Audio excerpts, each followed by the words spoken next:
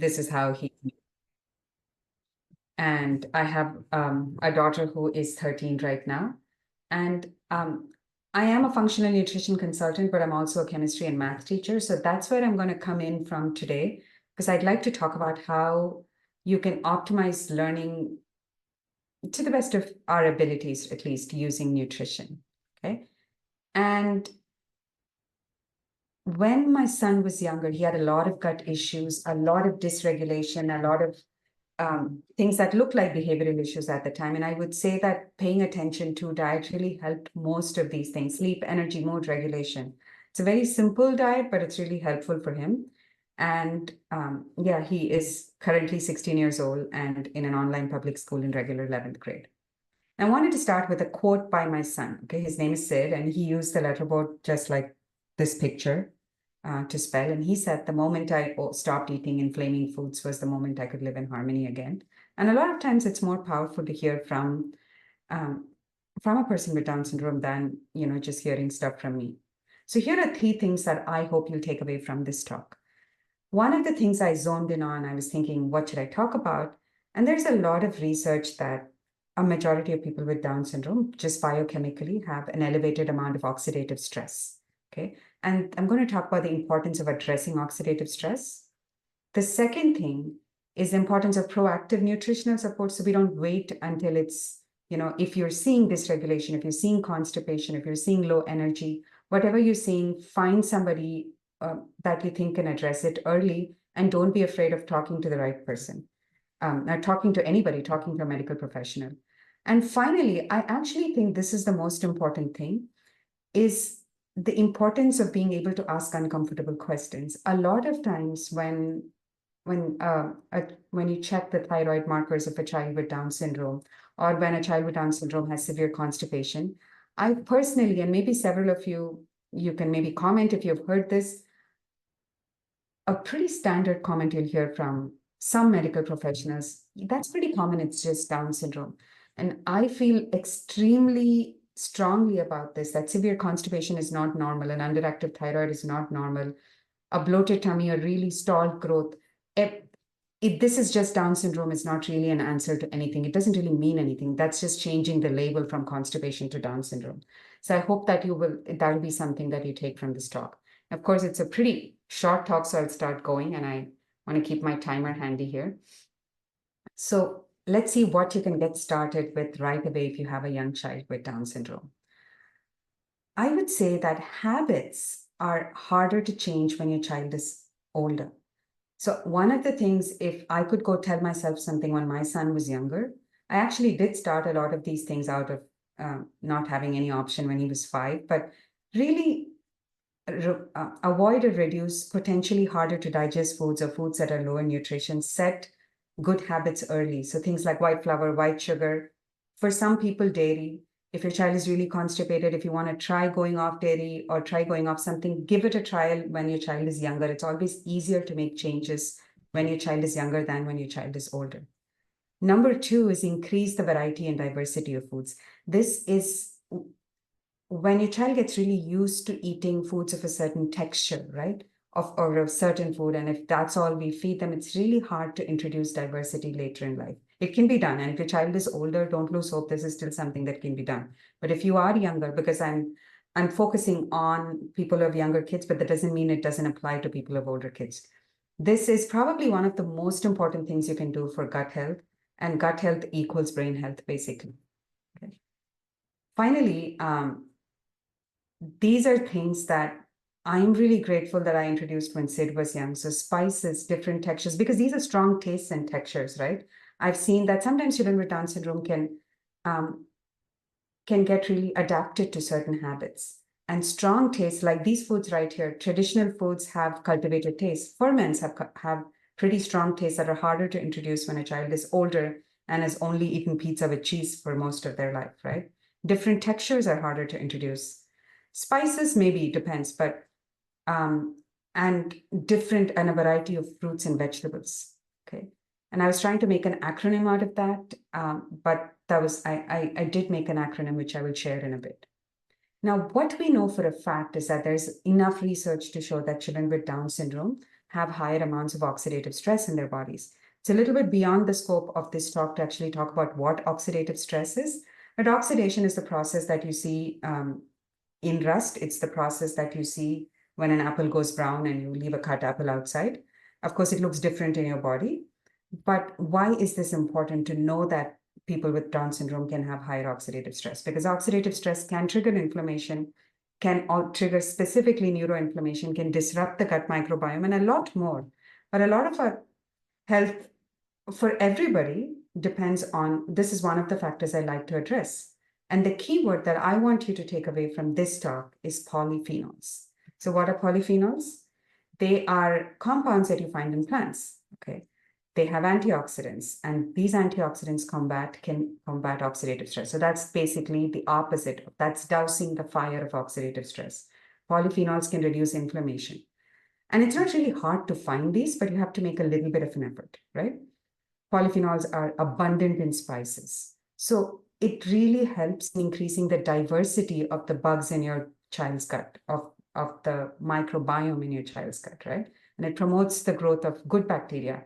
And this is critical to so many things, right? This is critical to just feeling good. It's critical to digestion. If your child is bloated, if your child has constipation, if your child is just feeling, is having perhaps anxiety, so many, pretty much most chronic disorders today are related in some form or the other to gut health and to microbiome diversity.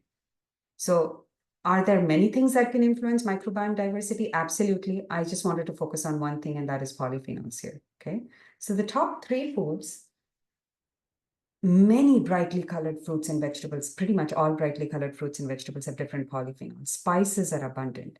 And I put extra virgin olive oil because that's like an easy fix, like that can go anywhere. I struggle to find an acronym for the foods that I like parents to introduce when they're young. And I just went with stock. I wish I'd found a cooler acronym. It didn't happen. So it's STOCCC. Okay, just go with it. So S for spices. The earlier you can cultivate tolerance to spices, spices are good for so many things. And we'll talk about that a little bit more. But starting from digestion, microbiome, antioxidants, everything, right? Spices are like a power superfood in their own. Textures. Now, textures aren't specifically good for something, but it's good for building tolerance. It is getting a little, and there are many kids with Down syndrome who struggle as they grow older to move from pureed foods to foods that are different in texture, to chewing their foods. That's why I think that if your child can tolerate textures, build them intentionally early, right? And if they can't, there is a lot of finding a person who's a feeding therapist. And I have some resources which I'll share later. I'm not an expert on feeding therapy, but I have a couple of people that I've interviewed about that who have been phenomenal in this context. And I couldn't find anything for fish, so I just put in ocean there. Cultural foods or traditional foods. So cultures and cultural foods. Cultures means ferments, and cultural foods are whatever foods are native to your culture, wherever your ancestors may have come from, right? And different colors. Different colors, lots of colors, tons of colors. Do that as much as you can. The second, so this is what to do, right? And the second part is a little bit about advocacy. It's a little bit about attitude, because this is such a common refrain in the Down syndrome community when people go to practitioners, and I'm talking about medical practitioners, regardless or if they are familiar with Down syndrome or not familiar. I've seen this refrain come from Down syndrome clinics, and I've seen this come from people who may not know much, who may not be experts in Down syndrome. It doesn't matter. If somebody is giving you this as a reason that what's happening is just Down syndrome, that is actually not, that's not okay. That is shifting the label. There's a word for this. It's called diagnostic overshadowing. And the reason I have constipation and thyroid issues here is because these are the 2 most common issues that are swept under the rug, okay? Constipation is not being able to have a bowel movement easily and having less than 1 bowel movement a day, right? It's pretty much in any culture across the world, it is not considered okay to not have a bowel movement every day. So instead of fixating on the frequency of a bowel movement, if a doctor is telling you that it's because they have Down syndrome, that is not an answer. So the question is always why. That's not a biochemical answer. Why are they having constipation, right? Is the food difficult to digest? Do they not have enough fiber? Are they not drinking enough water? Are they Is their thyroid not functioning well enough? Do they need, is there inflammation somewhere in the gut? Is there growth of the wrong bacteria in the wrong place? Well, there are at least 20 reasons that a person could have constipation, okay? Down syndrome is not one of those reasons. I know many kids with Down syndrome who have a bowel movement every day, and it's just because whatever the root cause issues were that was causing constipation have been addressed. And this is important because constipation may seem like a simple thing, but it can cascade into a lot of issues, in not just gut issues, but also mood issues and, brain health. Because backing up, this is one of the most critical things that need to be addressed in the beginning. I feel like in the world of functional medicine, if there was 3 critical things that before you could do anything with your child, any further intervention, I would say poop, sleep, and having stable blood sugar are probably the most critical things that can support your child's just feeling okay in their body. And because an underactive thyroid is also pretty common, this is also something that really shouldn't be just Down syndrome. Yep. So my final thing is that learn about oxidative stress, be an advocate, do not accept the answer if this is just Down syndrome, because I remember a situation where I had gone to a neurologist who specialized in Down syndrome, and when I asked Sid to raise his hands, he couldn't. And I was wondering, why can't he raise his hands? And I remember the neurologist telling me, this is just Down syndrome. Many children with Down syndrome don't understand what it means to raise their hands, and which I thought was the most ridiculous answer ever. But I would like to probably end so that's all I have to say. And I think if I had to say one thing to end, it would be this, that look for a root cause reason that is not a diagnosis. A diagnosis shouldn't be a root cause reason for anything that your child is struggling with. And I will stop right there. Thank you so much. That was very informative, and thank you for sharing your personal experiences as well. Thank you. Thanks, Courtney. Now, I'd like to introduce our second guest that we have with us today, Maria Kupriva, who is here to talk to us a bit more about issues with nutrition and issues that come up as you age. So I'm just going to make her our co-host and pass things over.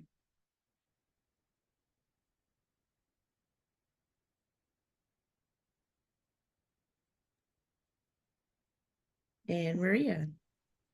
Is it? Let me try to share. Yeah, go ahead and see if you can.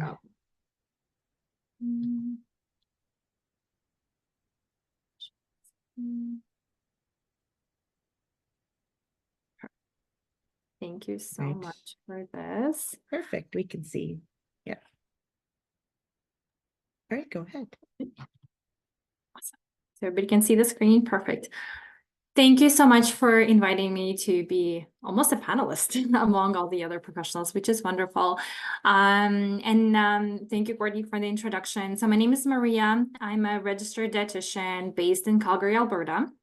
So a 2-hour away time zone from you guys, but I'm sure maybe some of you are also in my time zone. As a registered dietitian, I worked with individuals from all like a variety of diagnoses from clinical perspective. Currently, the most experience I have and my passion lays on adults as we age, cognitive function, and I work on memory care unit majority of my my work that I do.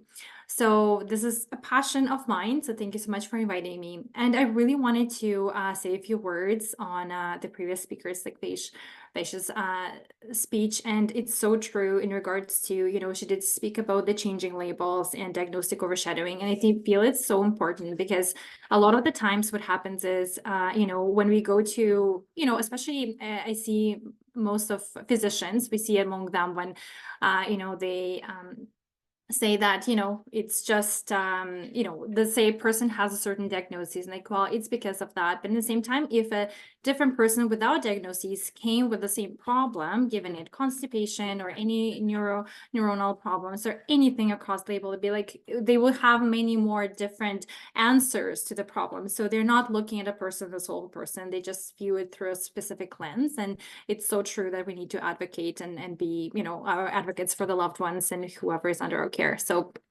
thank you so much for saying that. So it's great. So yes, today I just wanted to focus on nutrition and brain health, and especially as we age, because we all know that, and a lot of the people in the room know that especially relates with the Down syndrome, we do notice because of the oxidative stress and certain genetic predisposition, there's definitely, we see a lot more of cognitive decline, especially as we age down the road. So I just wanted to briefly talk about a little bit about background on nutrition and brain health. How are they linked, especially in the context of cognitive decline and maintaining cognition? I will talk a little bit about mind way of eating. So I will explain where the strategies, the dietary strategies coming from and why that's kind of the best evidence-based practice we have right now for nutrition strategies. And I will just end up with a little bit of, what can we do now? What can we add, kind of starting today that would be very easy to help us with, to maintain the brain health from a nutritional standpoint. So I did want to mention one thing. We do all know that Down syndrome is associated with later on life onset of Alzheimer's disease. So this is why we talk about brain health a lot and how to maintain it, or, kind of like set ourselves for success, giving it the best fighting chance, provide all the right nutrients to the best of our ability to sort of be on that kind of the less risk side of things. So we do know that people who are approaching the 50s, about 30 out of 100 develop Alzheimer's disease, and people who approach 60s, 50% of them do.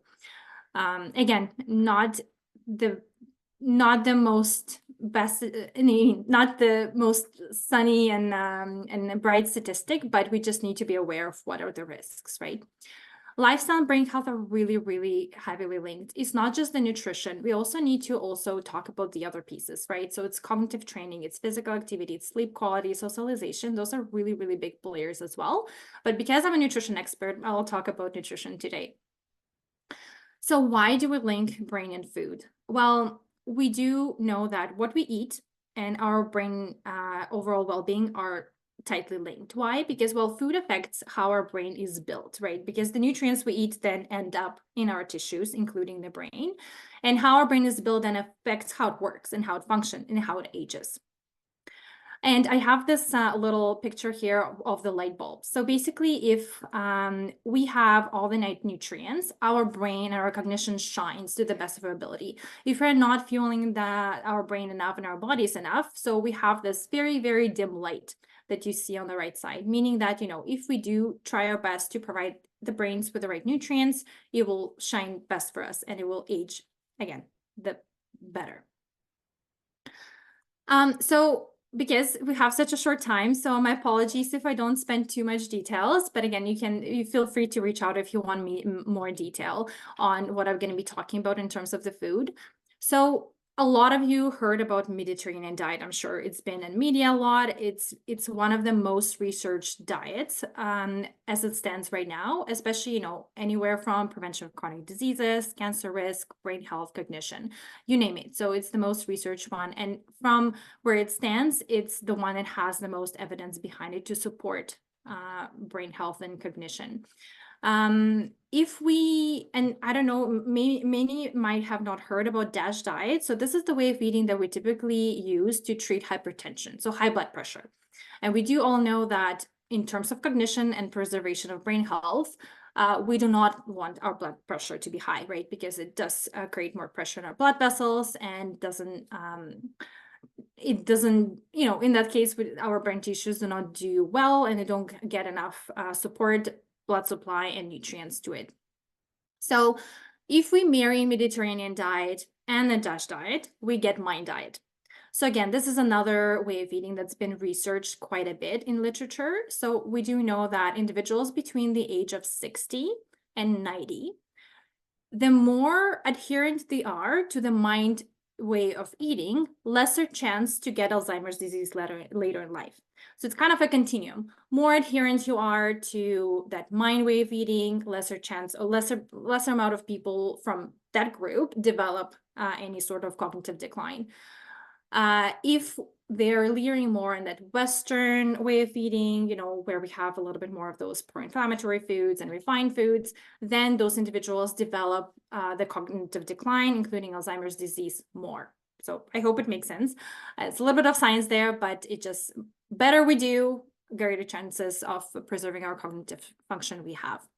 So again, a few highlights. Mediterranean and the My diet, they're really heavily plant-based diet that include a lot of vegetables, fruits, beans, lentils, nuts, seeds, whole grains, legumes, healthy fats, fish, and poultry. So again, staying away from more of those processed foods, sugar-sweetened beverages, sweets, red meat, including. And one thing I did want to mention is one of the biggest thing is variety, right? So if we do work on our vegetables and fruit intake, if we eat a tomato for breakfast, tomato for lunch, or include a tomato at breakfast, lunch, and supper, we're not going to do as well if we, let's say have an omelet with mushrooms and then a tomato and a salad and then leafy greens at supper. So variety is another big thing that we'll look at when we, want that balance in our diet. Why? Well, because I will switch that later. There is over 40 nutrients that our brain needs day to day, right? So more variety we have in our diets, better we are. And greater chances we have to actually hit all those nutrient points throughout the day.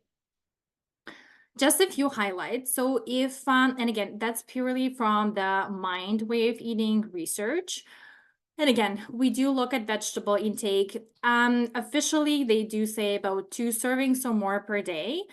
But I would say from the standpoint of other chronic diseases and cancer risk prevention, that would be anywhere between 5 to 10 minimum. Okay, so we do need to make sure that. So basically, they looked at like a pooled studies when.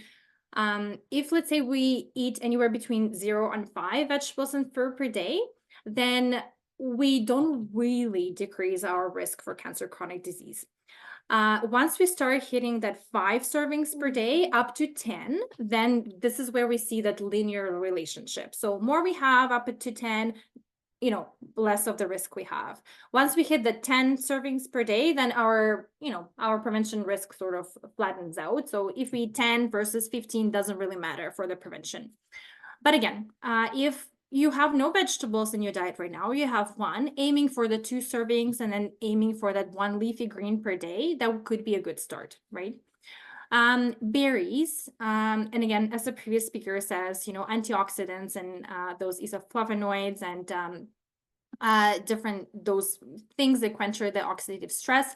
Berries are one of the best things. And I know that, budgets can be a problem, and, aiming for maybe, you can get frozen berries and you can stock up on them when they're on sale and they will stay in the freezer for a longer time. So if money is an issue, so kind of like looking for those, strategies to save, which understand food prices are crazy right now. So, and again, just trying to include berries, anywhere up to 5 times per week would be a good start as well. Whole grains, of course, trying to stay away from those refined carbohydrates is the best thing, because again, it's not just about blood sugar control, it's also about this, sustained energy levels. And again, whole grains have more nutrients. So if we talk about more nutrients for buck or for amount of calories we eat, whole grains are to be, pursued and included in their diets. Nuts and seeds, and again, aiming for 5 or more servings per week. It has been shown that even peanuts, I mean, any nuts you can do, it works. I mean, again, if kind of the budget is something that you worry about, peanuts are probably the least expensive ones, but they're really great protein source and still have a good balance of those fatty acids. Beans and lentils, again, having them often as an alternative or plant-based protein alternatives. Seafood, especially fatty fish. So fatty fish provides us with a lot of omega-3 fatty acids, and our brains consists 60% of the brain tissue. Fats consist of the omega-3s, right? So if we don't have enough in our diets, meaning that our brain kind of shifts into other fatty acids to build the brain tissue, and it doesn't do as well function-wise.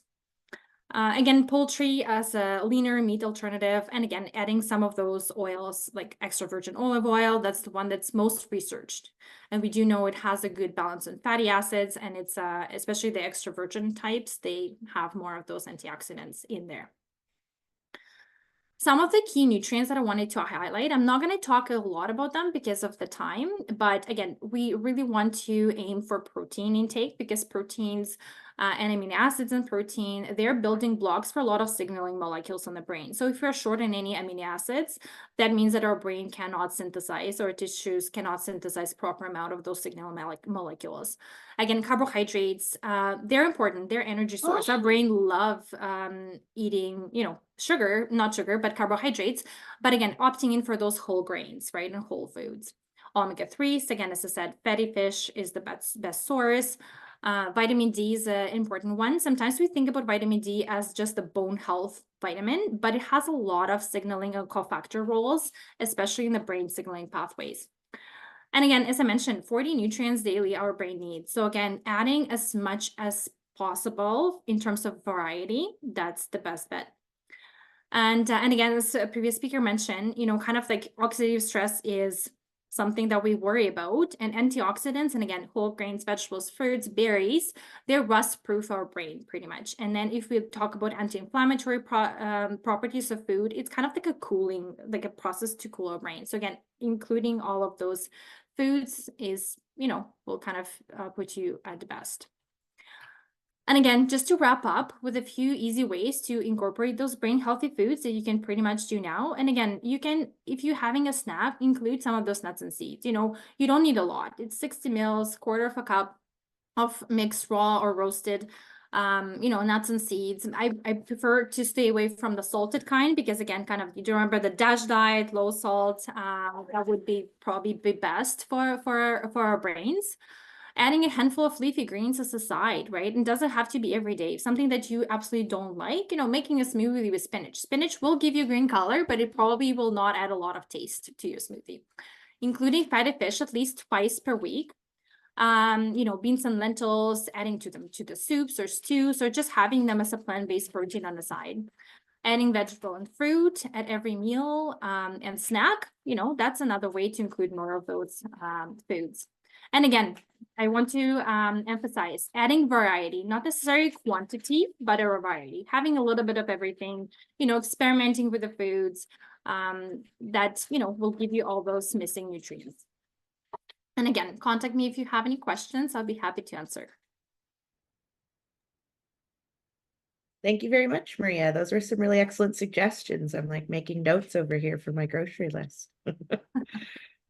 But thank you. And I believe we have one more speaker this evening, who I will introduce, Jamie Gervais, who is a food literacy program facilitator with Food Impact. So welcome to the webinar, Jamie.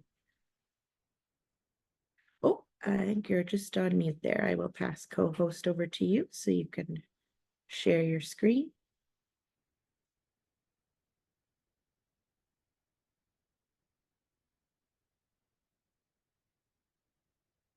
And I think you're just still on mute, Maria. There we go. Can we see it? Perfect. I can see and hear you. Yeah. Okay. Thank you so much for the introduction.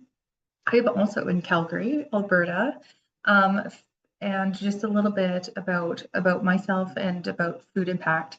So we recently became the Food Discovery Foundation, but we have been Food Impact for the last 10 years.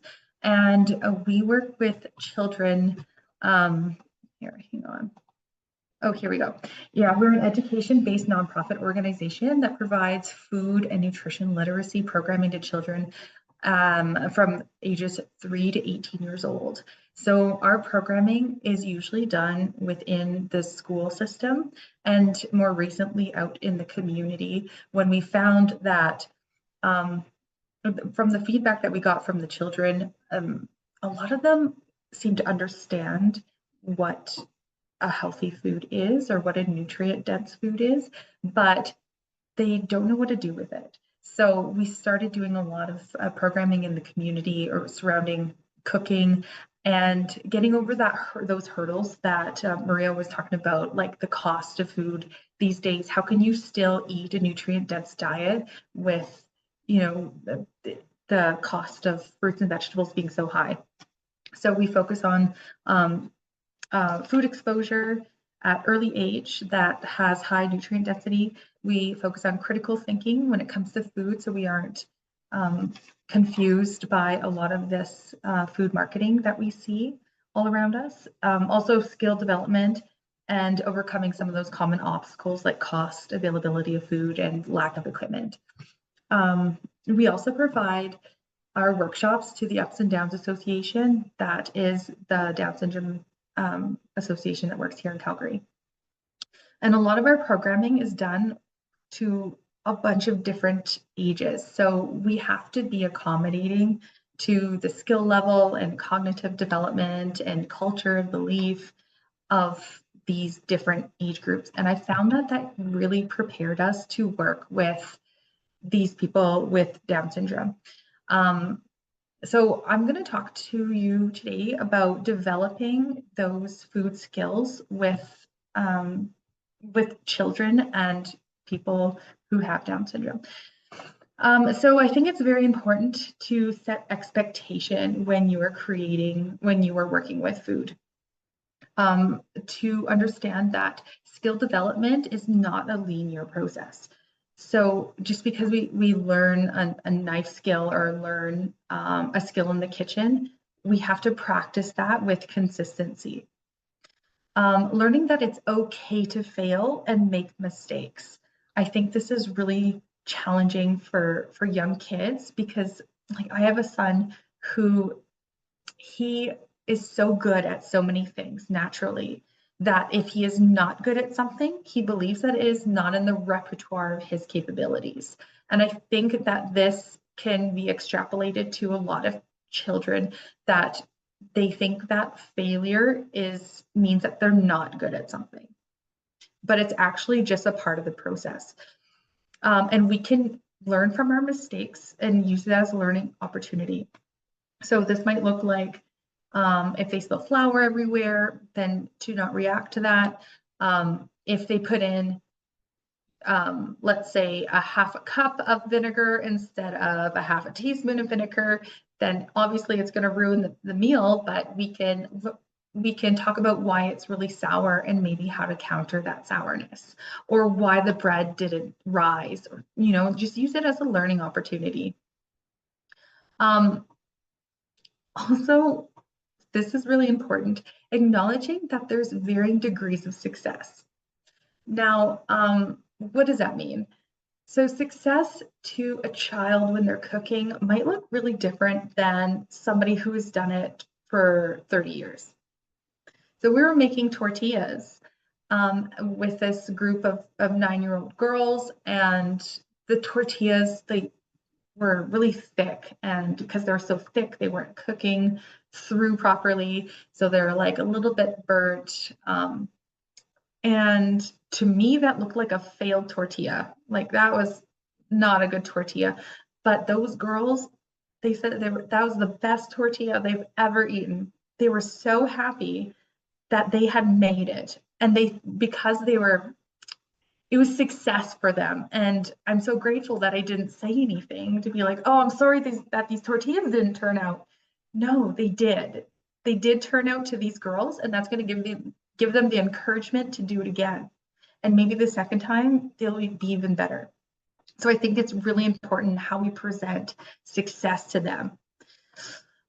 It's also very helpful to discover the needs of your children. Are they auditory learners? Are they kinesthetic learners? Are they visual learners? And when you're demonstrating how to do something, how to develop a skill, to use all 3 of those learning methods so that you can reach everyone in your audience. So that would look like, tell them what they're going to do while doing it at the same time so they can see. And then and then have them do it to meet the needs of those doers. Belief. Okay. So there is a certain time in your life when you're a child and you believe you could do anything. You believe that you could be an astronaut. You believe that you could be a princess. You believe that you can create the most fantastic meal. And then there comes a stage of development when you realize, maybe I'm not all of those things that I thought I was. And then a little bit of awareness and insecurity comes in. So I think it's very important to make sure you allow your audience to believe that they can do this. How does that happen? So we need to allow them to create a mental framework of themselves performing this task. Okay, so to do that, we can prepare them. We can prepare them by saying, what we're going to do today is this. We're going to be making bread. Maybe give them a heads up in the description of what you're doing. Okay, and then when you're demonstrating it, say, you will be doing this. Now I'm going to do it and then you're going to do it. Say, you are going to be holding the knife and then you are going to be. So allow them to put themselves in the situation where you are. It's also important to use words that are encouraging, like we're going to be learning some fun and useful skills today, instead of we're going to be learning some knife skills, which are often very dangerous and very difficult to do. So even though we want to make sure that our children are careful when using knives, I feel like when we use words like this is very difficult and this is very dangerous, we're creating these frameworks in their minds of it being dangerous and difficult, and it might be associated with some fear. And we see that a lot. So we have been in a lot of schools. I've educated about 84,000 children, and we often bring child safe knives or even like bench cutters. And when you say cut, some of the students are automatically scared. Or when you say knife, they're scared. And I think this is created through the type of language that we have. So these are the types of tools that we use with the ups and downs. So we might start out with something like, so we do something called scaffolding, and this is breaking up the learning into chunks and providing tools and structures to help them meet a basic level, and then giving them like a scaffold to go higher and higher and higher, or to get better and better and better through our assisted learning. So we might have something like a bench cutter, which is the yellow one up here. Oh, I guess I have a mouse. There we go, right here. And we use this for ages 5 to 7. And then we might go up to a knife. This is a child safe knife. It actually looks like a knife. And then after that, it's another child safe knife, this pink one here, but since it's pointy, they just feel like, I feel like there's a little bit more fear when using these knives, but they're still very safe. So we make sure that they understand how to use a knife and teach the knife skills. And then we give them a paring knife and we chop those soft fruits and soft vegetables. And then we just move up until we can get to like a regular size knife, to the point where they're safe with them and they're comfortable with them. It's very important that they're comfortable. So we want to set them up for success when they're exploring their skills. So cutting, like I said, it might start out with a bench cutter, and we want to start with something soft and flat. You don't want to like hand them a pumpkin or butternut squash and be like, here, we're going to cut this, because they're never going to want to cut anything again. Okay, so we want to make sure that it's flat, it's soft, that they're going to be successful in the task that you give them. We might do stuff like peeling. We'll blanch it first, so the peel might slip right off. And then when they realize, hey, I can peel, then maybe we'll give them a peeler, and then finally a paring knife. Shredding, mixing, Measuring, we want to start with dry measurements and maybe just like 1 or 2 of the same measurements. Starting with dry because it doesn't have all the numbers on the side. We know what 1/4 of a cup is. It's not subjective. It's there. You just fill it up to the top. So they like to know that they're doing it correctly. So we're going to start with something like that and then gradually go up to having teaspoons and tablespoons and identifying the difference between these, and then liquid measurements. And then going down through the different types of skills that they can create or that they can use while cooking. We've also found that food is a really important method of expression. So when our students are creating their foods, we try to give them agency to explore what they can do with these types of recipes, especially when it has like fruits and vegetables in it. There's a lot of different fruits and vegetables that can be subbed in and subbed out. And we want them to be successful. Like we want it to taste good to them. This also helps with theory of mind, understanding that my likes might be different than your likes, and that's both okay. And it helps describe ourselves and understand our own self-perception. So for an example, like a lot of our recipes, like we might do a soup. We have a lot of students that, just like Maria was saying, and the previous speaker was saying, that we have to teach them really early on to expose them to all these different tastes and spices and variety of fruits and vegetables.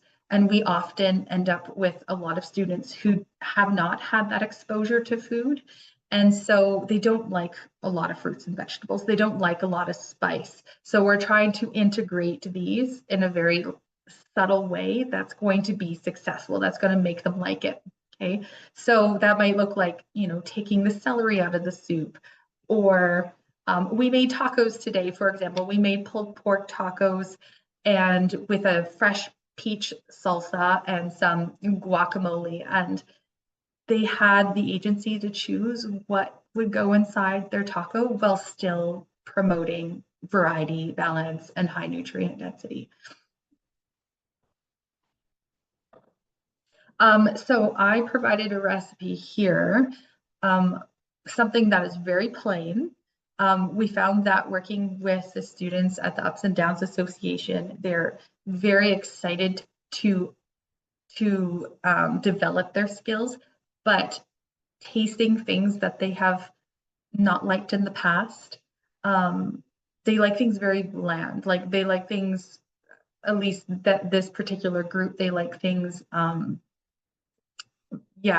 too many vegetables is a little bit intimidating. So we'll make something like this, and then we'll make like a super greens pesto or tomato sauce and get them to choose which one they'd like to have on it. But something like a gnocchi, you have the rolling, you have the kneading, you have the mixing, you have the cutting with the bench cutter. So there's a lot of different skills being used here. And this can also be a gluten-free option as well by just substituting out the flour.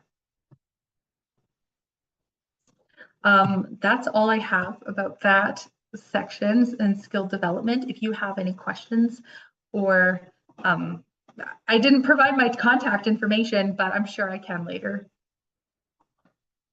We can certainly, thank you very much. That was very informative, and I love those substitution examples.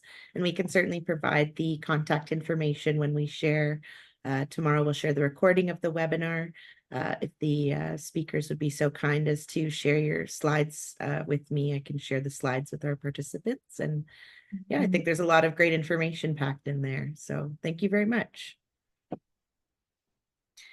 And I think we have like to segue into speaking to some of our community guests this evening. Our first community guest I'd like to introduce is Caleb and Karen Pruitt, who we've worked with for quite some time now. I think we've worked together.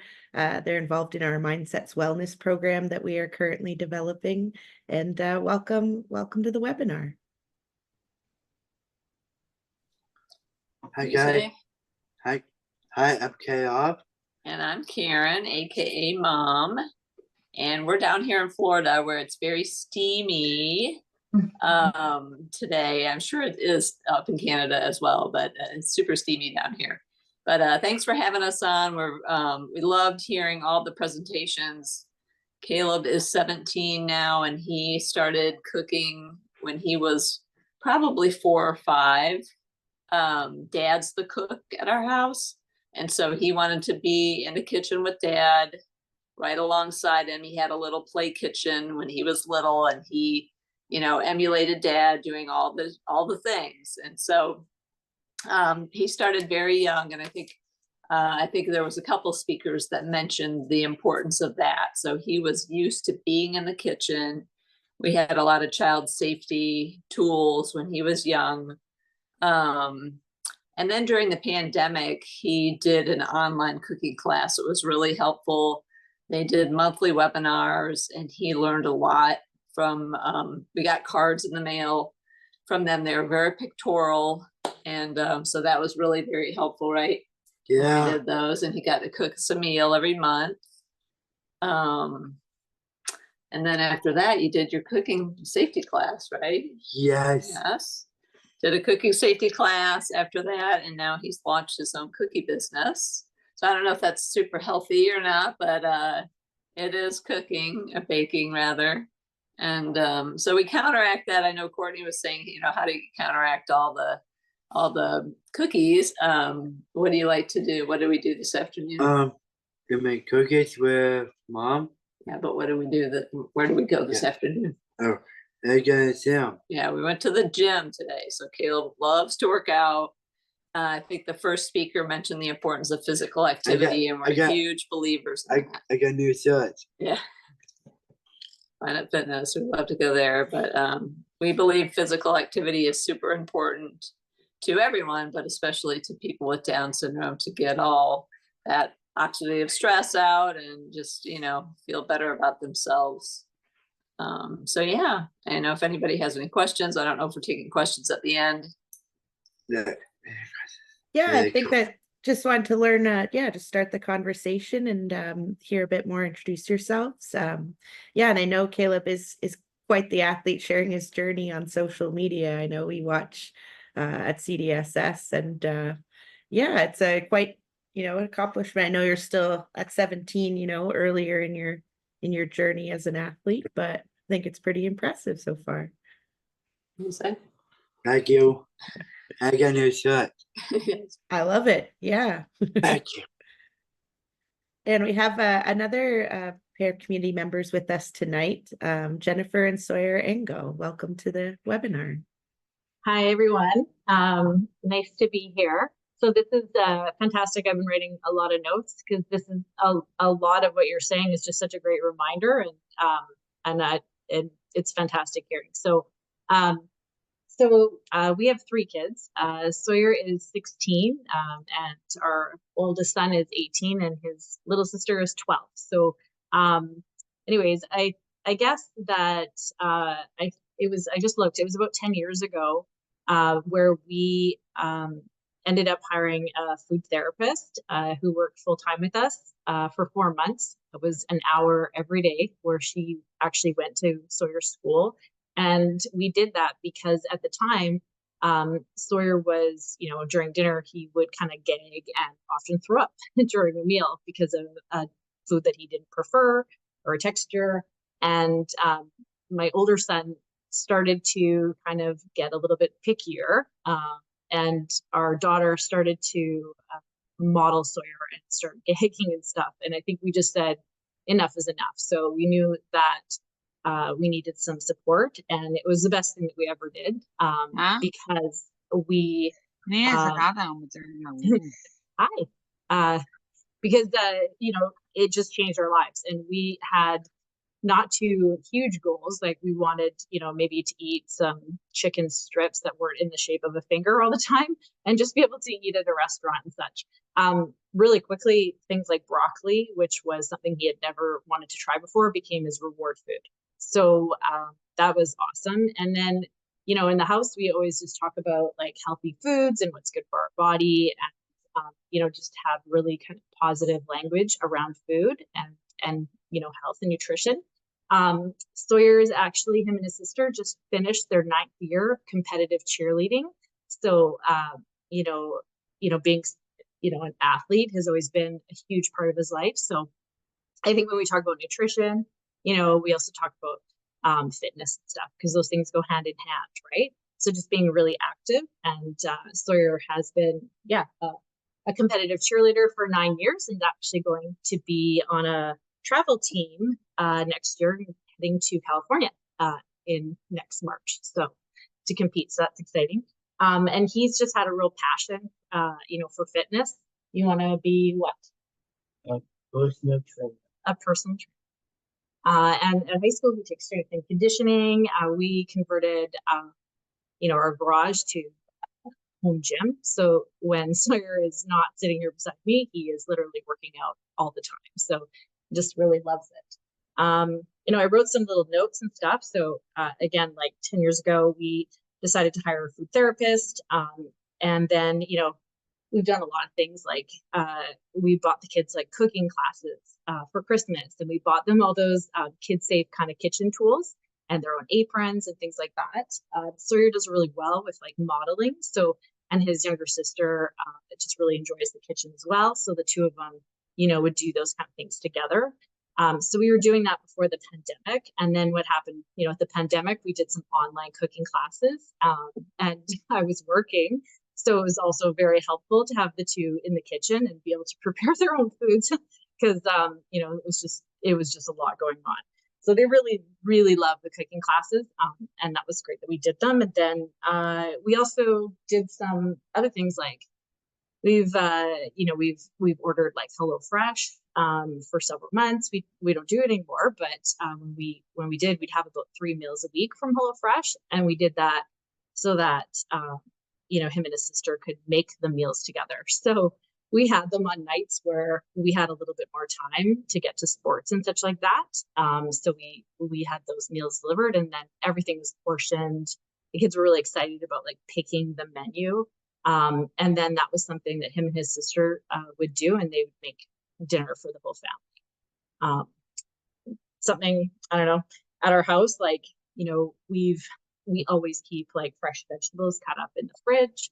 When the kids were younger, when we would be making them like breakfast or lunch, I would put out like the fruit first before maybe their, other food, right? So that they would start eating, because I found that often they would just want to eat the carbs or something like that, and then be too full to have any kind of fruit and veggies. So we just sort of started with that, and they were hungry, so they'd all start kind of eating. So that really worked with our family.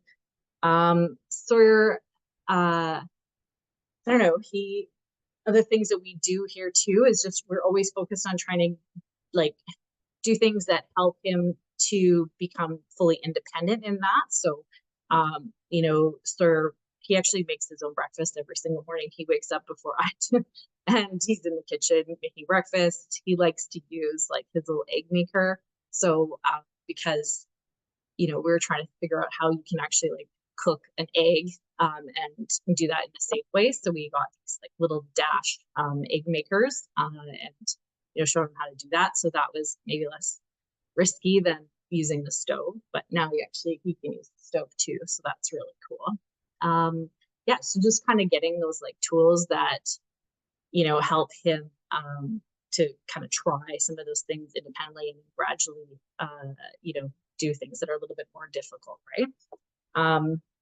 What else can I say? And I don't know, we were kind of thinking of what are your favorite foods and stuff. You want to tell them some of the things you like to eat? Okay. And what do you always say you have to eat for muscle? What do you like to eat? Lots of fruits, vegetables, and protein. Yeah, Sawyer is really big. His in strength and conditioning, his teacher said that abs are made in the kitchen, not in the gym. And so he's always focused on having his protein. You know, he makes, you know, his own kind of health choices. He will prep his own food. I mean, like I'm really looking forward to summer and not having to make lunches because I know that they will just make that stuff themselves. But yeah, and then like avocado on toast and egg. Those are things that are sort of a go-to, right?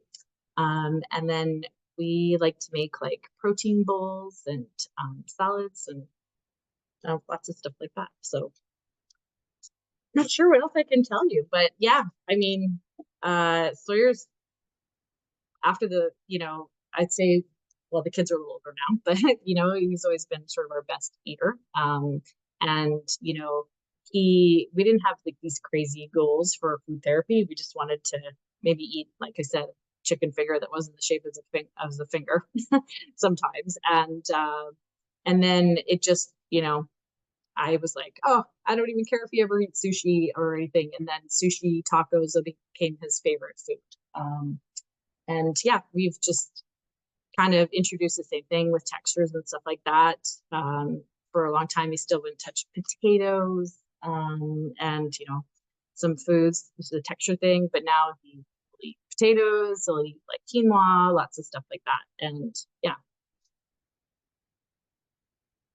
That's it. Yeah, excellent. Thank you so much. Yeah, that's sharing. Those are some awesome suggestions. Oh, and smoothies. We love and smoothies. right? I love smoothies as well. It's a great way to sneak your vegetables and fruit in, you know? Yeah, they love it for sure.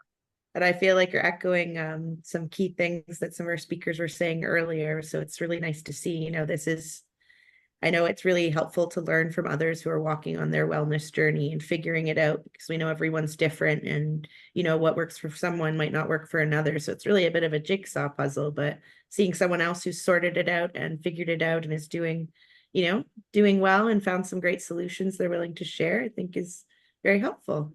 Yeah, I thank you. And I think it's just something that you continually build on. So just, you know, making small, you know, goals and stuff, right? So you can just do one thing and then just building on that and continually. So, yeah, that's all I have to say. Awesome. Thank you.